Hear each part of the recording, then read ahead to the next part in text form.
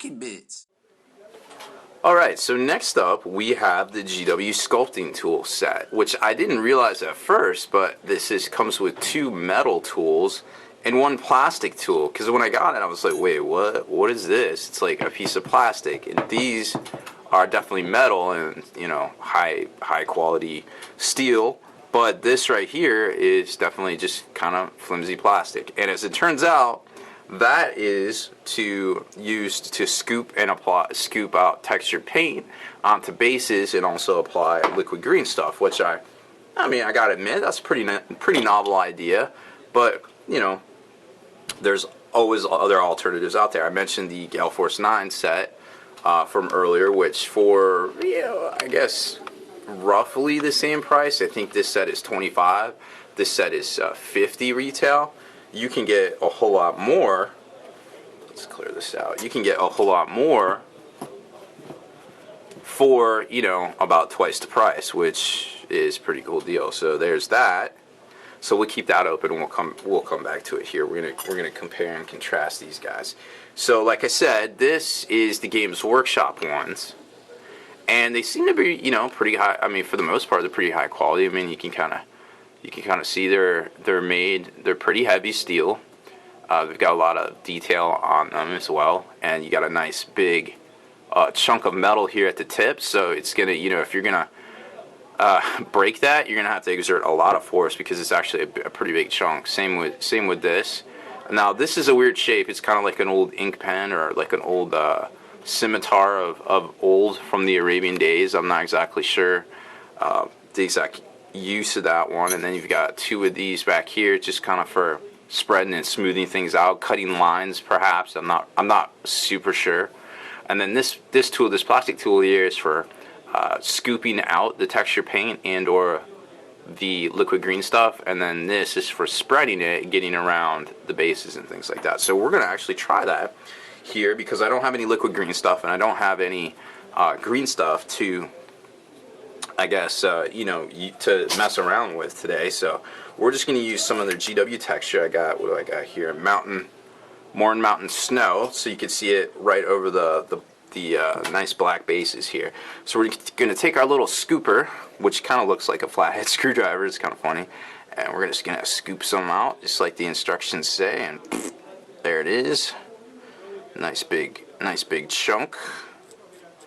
And then we're going to take this little spreader, because we're supposed to use the spreader to spread it and get around the feet according to the instructions. And I mean, you're probably going to want some water to kind of water this down a little bit and make it stick a little better, I guess. I don't know. It seems super dry, but for the most part, I think that works. I mean, it looks like it works. Kind of looks like it works there. So I'm going to go with works, because I could take another big scoop and right there and kind of spread it out, and I'm pretty sure that it will, you know, not mess up anything important on the model. If it was painted, I wouldn't apply this stuff to a painted one, but you know, you never know what people do. So now I'm going to try to compare. I grab one of the tools from that I have here from the Gale Force 9 set, and I do have this weird. I do want to note, I do have this weird scimitar looking one right here. It's not quite the same, but it's pretty similar. It doesn't have that nice little cut, but just a little offhand by and by right there. Now I don't have quite the same thing here. I've got a little bit bigger of a spreader, a metal spreader right there. So we'll try that. So and this is steel, so it's gonna get in there, get you a nice chunk. And boom, it's going to get all over the legs. I mean, there's just no getting around that. Got a nice big chunk. I mean, it is a little bit bigger, obviously. I mean, you're talking, where is it? You're talking by quite a magnitude there, actually. So there is that. So there's my chunks out, and then I just need to find something to spread it around with, I guess, right? So let's see. What do we got? We got a couple different things here, actually. A couple different. I mean, I have a whole set of tools, you know. Should have some, right? So we've got this nice small one that we could use, or we've got this little one right here with this little bendy thing that kind of looks like it might actually be made for something like that. So we're gonna get in here, just gotta spread it around very easily. Now granted, I probably want a little bit of water to working with both of these, because it's a little difficult, and I wouldn't mind making this into just a little bit of a paste, I guess. But I mean, I've got a whole pack of these tools, so I can pretty much use kind of whatever. Now if we take a look at the actual design of these, you got these two, which are the Gale Force 9 ones, and they've got these two, which are the G-Dub ones. Now they've got this lined like wide base knurling, I believe they call it. Knurling pronunciation isn't always the best. You got this nice wider one here. As far as gripping power goes, I'm gonna go with this. These are way easier to hold and get in there, especially when you get, like, you know, you're under the lamps and things like that. Your hands are gonna get sweaty, you're gonna get water on things. This here, it's way smooth. I would seriously doubt that I'd be able to hold on to this for any extended period of time if I was throwing any force or anything, or making some precision cuts or scrapes or sculpts. I would be afraid to use something like this. But as far as that goes, they're pretty much the same. And like I said, you get double your money for the Gale Force 9 kit as opposed to this kit here. And you know, they're all steel, and they're not gonna give you one that's basically plastic that I feel like if I squeezed enough I could snap this in half. So I'm gonna go with the Gale Force 9 if I had to choose between the two. Yes, it is $25 more, but I feel like you get 10 times more in that opinion there.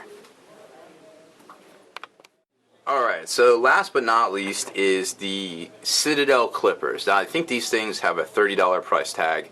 Of course, that's about a third. The privateer ones or any other ones that are similar to these, I believe the actual nomenclature is side cutters. These are both feature a side cutter design.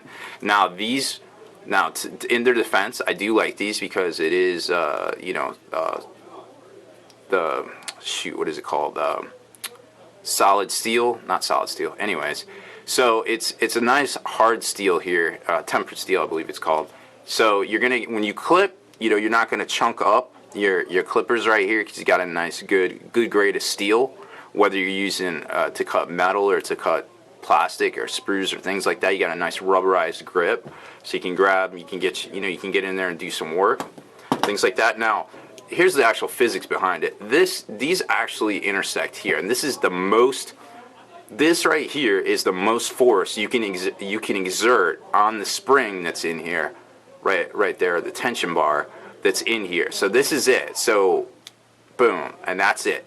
So that's actually kind of a bad design if you think about it. Whereas the Citadel design, when you hit here, this is actually not all of the force. They can slip past, they can give a little, so you can get that extra secure and fluid flow of blade, of torque into there. So that's going to actually make a difference when you think about it. Now these things are definitely a high grade of steel as well.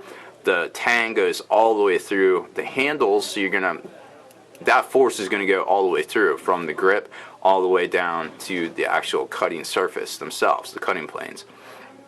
You can also see that it's got the little tension bar thing right there as well.